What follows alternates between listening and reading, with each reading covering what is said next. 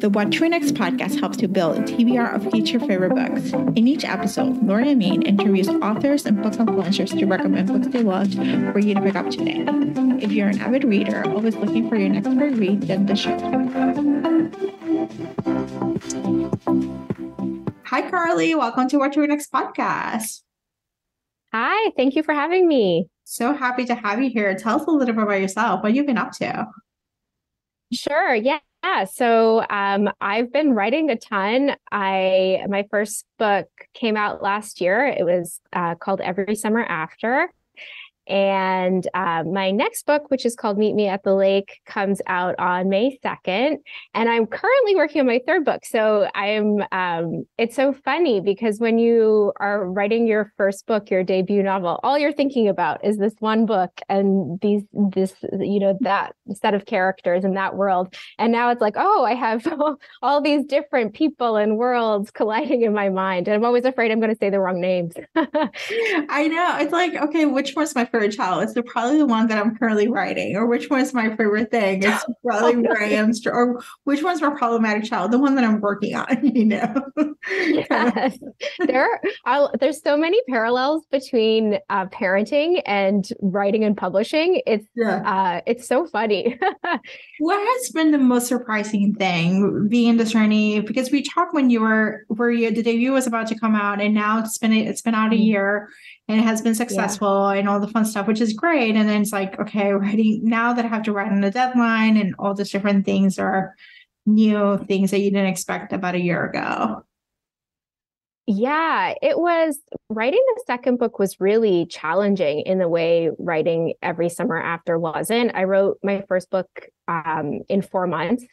And I was working full time and I'm a parent. So I was just doing it in the early hours of the morning. And Meet Me at the Lake, I was working on like all day, every day. And what I found very difficult, and thankfully I wrote it before Every Summer After came out, or else I think I may have been paralyzed. But I was just full of self-doubt. Like I thought that Every Summer After had been a fluke and I wasn't sure I could do it again. And every day I sat down to write the first draft. I was like, I don't know if I can do this. This is no good. This is going to be bad. You're going to disappoint everyone. And so that was a really big hurdle that I kept pushing through. And I'm happy to report that like subsequent drafts were not as painful. But it was a very different writing experience.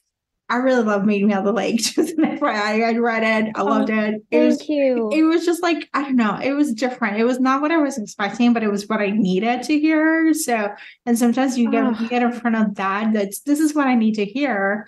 And not, what your expectations are. It's going to be like the sweeping thing. It's like, no, but I needed this very comforting, this place of like, of feeling feelings and feeling grief and feeling change and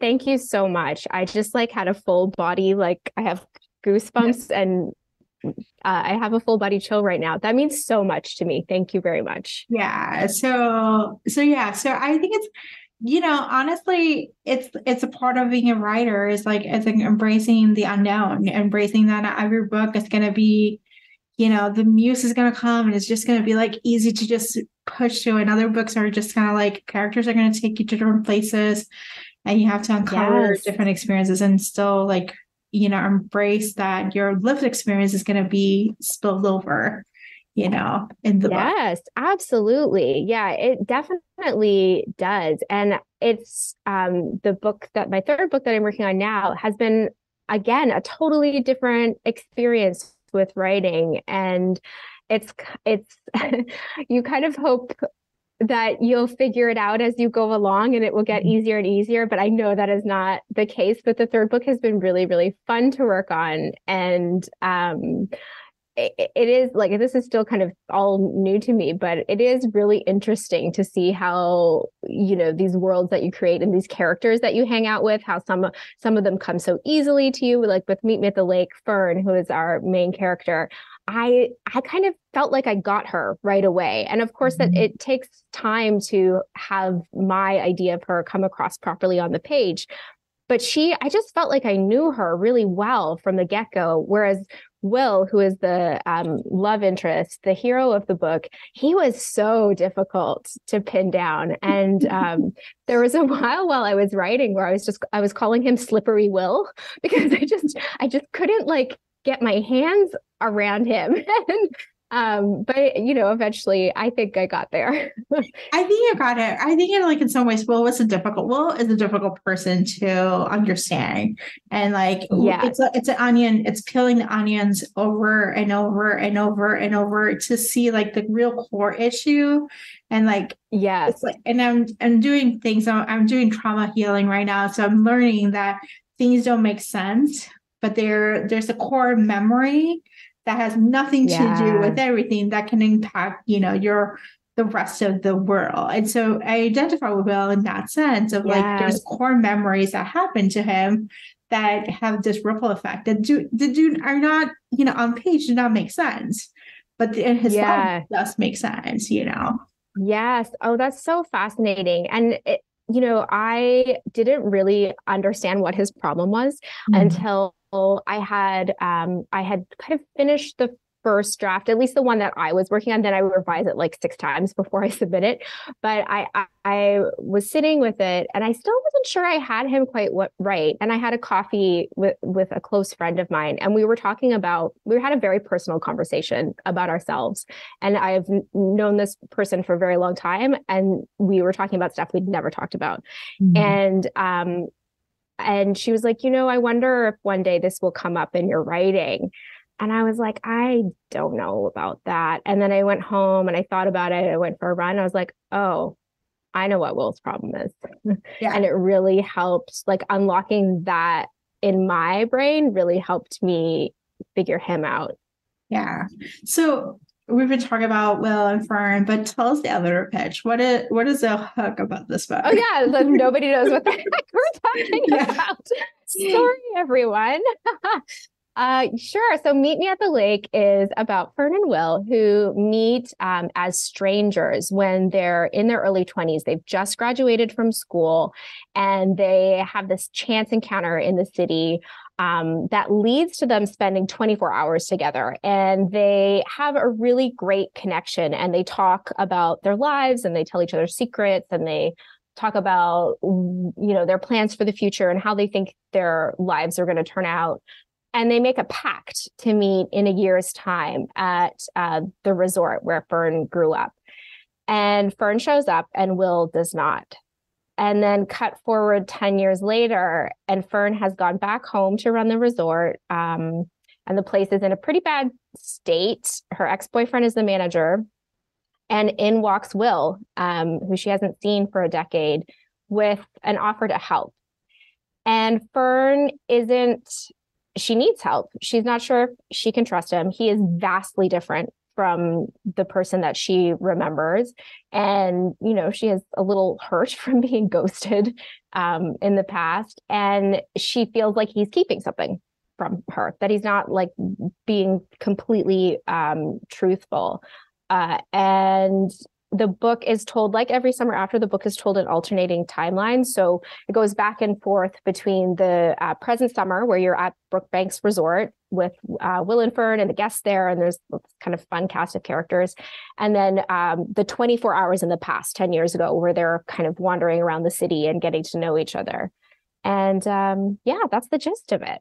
Love this. I love the fact that you kept us with the alternating timeline, because there's something, I know it's a lot of work for the writer, but it's a lot of fun to see, get an insight of the past, of the seeds of the past, and to be able to see it in the present moment, how it interacts, Yeah, I love it. I feel like when I'm generating ideas for books, mostly what I'm doing is thinking about backstory.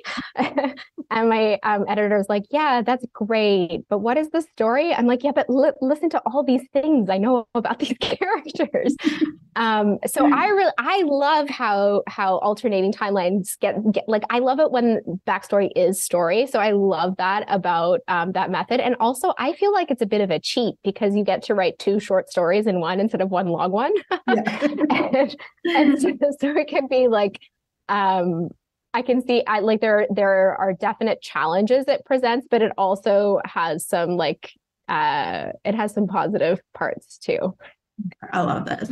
All right. So we got to talk some book recommendations. Do you have any books to recommend our Yes, listeners to pick up? of course. Yeah, I have, I'm going to start with a book that's called Sunshine Nails. And it's written by a woman named Mai Nguyen. She is, this is her debut novel. It's out later this summer. This book blew me away. I feel like as a reader, what I want right now is to feel like I'm on a ride, like I'm picking up this book and I'm going to go on this fun ride, or maybe it's a dark ride, or maybe it's an emotional ride, but I am on a ride with the author. And this is about a mom and pop nail salon that is in Toronto, and the business is not doing so well. And across the street, a chain nail salon, kind of like the Starbucks of nails, opens up shop. And the book is about the family's really misguided, unethical attempts to keep the nail salon in business. It's interesting because it's set in 2016, which it was following this huge New York Times investigation in 2015 about the state of like bad labor practices at nail salons in New York City. And that really caused a lot of people to kind of like, a lot of these nail salons are owned by immigrants, and you're like, I don't know if I feel good about supporting these businesses. And people took their nails to these, chain, like everything's like pristine and Instagrammable. And so this nail salon is owned by Vietnamese family. The parents are immigrants. They have 2 adult children, millennial children. And there's a cousin who has come from Vietnam and is working in the salon. And it's told from all of their perspectives. The book is really short, and each perspective is just so sharp. The writing is brilliant. It has so much to say about like the relationship between immigrant parents and their kids who have grown up in the country where that is now home. It has a lot to say about betrayal within families and gentrification. And I can't recommend it enough. It is so great and fun. Oh my gosh. So that's one. I'm adding this. Yeah, sure. I talk about it forever. I'm not, when I read, I don't annotate. Yeah. But on the 3rd page, I got out my pen because the writing is so gorgeous, and funny. Yes. So yes, Sunshine Nails by Mai Nguyen. And then keeping with my Canadian author theme, and I'm not typically I don't typically read dark fiction, but The Whispers by Ashley Audrain, which is coming out in June. This is Ashley's 2nd book, is phenomenal. Her first book was called The Push, which was about a woman who suspects her daughter's a sociopath. And this book is set, it's kind of like dark suburbia, where it's told from the perspective of 4 women in a suburban neighborhood. And at the beginning of the book, one of the women's children falls out of his bedroom window under suspicious circumstances and he's in a coma.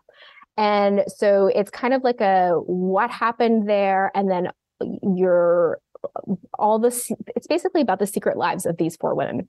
And it is so, again, when I started reading it, and Ashley is also a gorgeous writer, I was like, oh, this is brutal, but this is going to be a ride. And it was unexpected and wonderful. And I loved it so, so much.